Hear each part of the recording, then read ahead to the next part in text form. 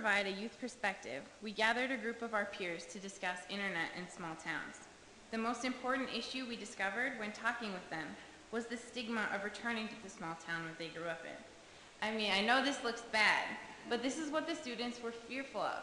This is what they thought would happen to them if they returned to the small town.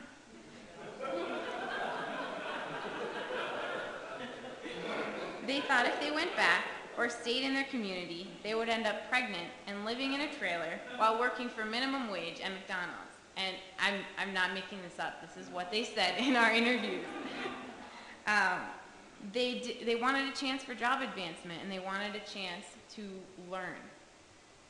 So I know in my yearbook, personally, we had a section in the awards where everybody in our class voted for somebody who was the most likely to never leave. And as we meant it as a joke, but these students are finding that it's really, really scary for them. They're fearful of returning. Also, some of the students said they had no reason to return. They hadn't been active in their community. And the only community activism that they had was leaf rake-a-thons. They said if they had been more active in their community or more proactive in promoting community pride, that they would have felt a stronger connection to return. We need to offer opportunities that break the stigma, so students return to small towns and associate moving back to their hometown with positive thoughts, rather than believing they'll be stuck forever. We need to show them that rural places can be a great place to raise a family and have a future. Tara is going to go into a little bit more depth about our youth perspective.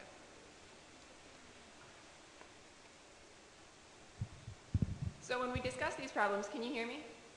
Okay. If I have to talk loud, it will make me talk slower, which I'm sure you will all appreciate. When we discuss these problems, the main thing about not getting the youth back or sending youth out to college and never seeing them again is a basic generation gap. We have a group of millennial generation people who are used to the technology. We're all natives to it. And we're working with a former generation who really founded these amazing technologies, the fruits of our generations, but they're not natives to it. It's something new to them, and we're all struggling to keep up. But when you have a new generation who's completely aware of what's happening with technology all the time and it's embedded in their lives, it's easier for us to keep up. And understanding where former generations come from can be difficult. Now, there are a couple of trends that are significantly different about the millennial generation. We've seen a lot of economic hardship, and obviously it's not the Great Depression, but we saw the dot-com bust, we saw downsizing and layoffs, and we are currently seeing the recession, which I'm sure you all know is going to be very daunting for anybody exiting college right now. So we care about benefits when we look at our jobs in the future. We've been told about IRA accounts since high school, and we've been told about our 401k program since high school. We look for those benefits, and we know what we want, and we're prepared to look for retirement benefits. Oh dear. So we want jobs that prepare us for retirement, and we know that there's a competitive job market out there for us. We're going in after the baby boom generation, and so there are a lot of opportunities for us to enter the market in new and innovative ways. And as you saw previously, there are hundreds of thousands of jobs being created that we don't even know what the opportunities are there yet. But there's good news about this too. Blind careerism is beginning to fade. We're a very entitled generation. Our parents, you all, have been telling us how special we are for all of our lives, and we genuinely believe it. We are a generation of narcissists when it comes down to it. Last night we were called a generation of picky, patient people. We're really just kind of obnoxious to manage sometimes because we have very high expectations, and you know that. I mean, I'm sure you've worked with some really ornery young people lately. But that's why, because blind careerism is beginning to fade, we're not going to work for the same company for 40 years unless they can offer us the benefits that we're looking for. And those benefits are not just 401k programs. It's not just about money. We're interested in work-life balance. For the first time, this generation has had more opportunities than ever before to see where their products are coming from, to learn about sustainability programs, to learn about poverty programs, to learn about other nonprofit programs happening all over the state. And we're extremely interested in that. And we want a balance within our career, not only something that we feel is fulfilling, but that offers us flexibility to have a life outside of our career. For the first time, we want to be able to go to yoga class in the middle of the day, which, as ridiculous as it sounds, might in fact be good for us. That means for rural communities that you can attract us. All day we've been hearing that rural communities offer so much more than a metro area can. And that's what we're saying. If you can highlight that when you talk to us, say, yes, we offer better safety. You can pick your kids up from school and they can walk back by themselves. You could walk from work to the school and see them there. You can take time off in the middle of the day. You can stay at work and late. Excuse me, you can stay at work late. There we go. So you know that rural America has opportunities, and for the first time, internet is making it so that we can work for 3M from Perham, Minnesota, for example. Now there's another, really big glitch in our generation. We don't function without technology. It's embedded in our lives, and you all expect it to be there. We do our banking online. We will drive around on the streets looking for a Wi-Fi connection with our laptop on our lap so that we can make sure we don't do it overdraft charges.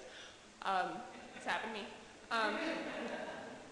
And every time we have a question, we don't ask our parents, we don't ask somebody older, we go to Google. And as you saw, the Google searches are exploding because that's where we're learning from. We're learning from the internet.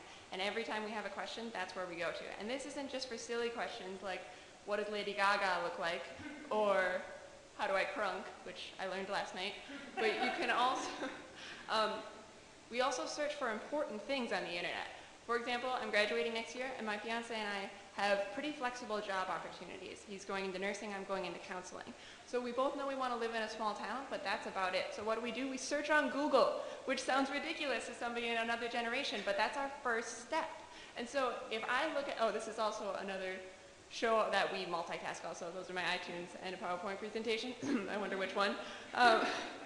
But the first communities that show up are the first ones that we'll see. And so a necessity for every community in America now is web presence, not only for attracting the next generation, but for keeping the current generation, because this is where we function from.